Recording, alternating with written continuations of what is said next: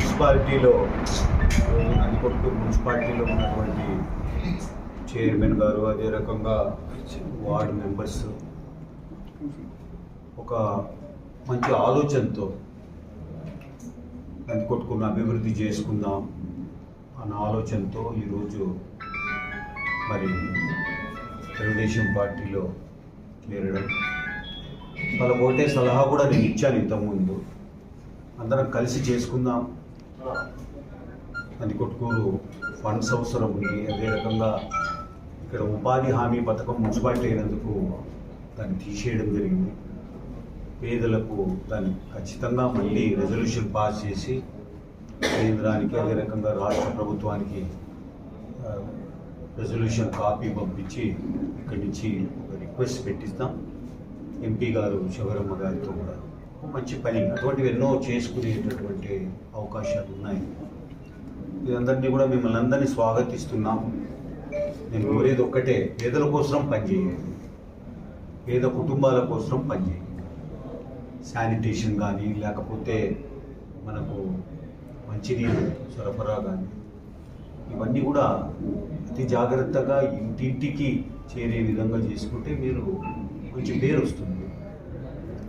Development చాలా అవసరం మనకు, దాన్ని ముందుకు తీసుకుపోవాలి. మీరంతా కూడా కలిసికట్టుగా ఉండండి.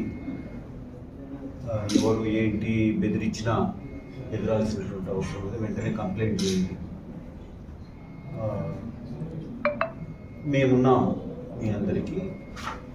ఇప్పుడు తెలుగుదేశం పార్టీలో ఆల్రెడీ ఉన్నటువంటి వాళ్ళకు కూడాను మీరు మంచి వాళ్ళకు కూడాను ఆదరించి ప్రజా సమస్యలు వాళ్ళ దృష్టికి వచ్చినవి కూడా మీరు అటెండ్ కావాల్సిందిగా కోరుతా ఉన్నా. ఇదంతా కూడా ఒకటే ధ్యేయం. 1994 నుంచి 2004 వరకు ఎట్లా తెలుగుదేశం పార్టీ ఉండిందో నందికొట్కూరు తాలూకాలో తిరుగులేని శక్తిగా ఆ స్థాయికి తీసుకురావాలి అన్నటువంటిది ప్రధాన ధ్యేయం. ఇంకొకటి అభివృద్ధి చెయ్యంది ఎవరిని ప్రజలు గుర్తించరు. ఈరోజు బైరెడ్డి రాజశేఖర్ రెడ్డి ఇంకా మరి ప్రజలలో నాంతూ ఉన్నాడు, ఆదరణ ఉంది అంటే కేవలము అభివృద్ధి మీద దృష్టి పెట్టినది 50 సంవత్సరాలు. లేకపోతే బైరెడ్డి రాజశేఖర్ రెడ్డి ఎవరో ఎప్పుడూ మర్చిపోయారు.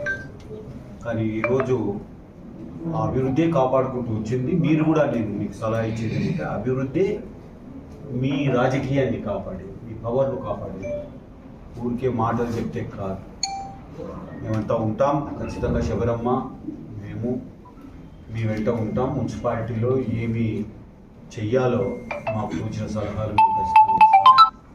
ఇటు కేంద్రము అటు రాష్ట్రం నుంచి వచ్చే నిధులు కూడా ప్రయత్నం చేసి తీసుకొచ్చి ఒకటి నేను కోరుకునే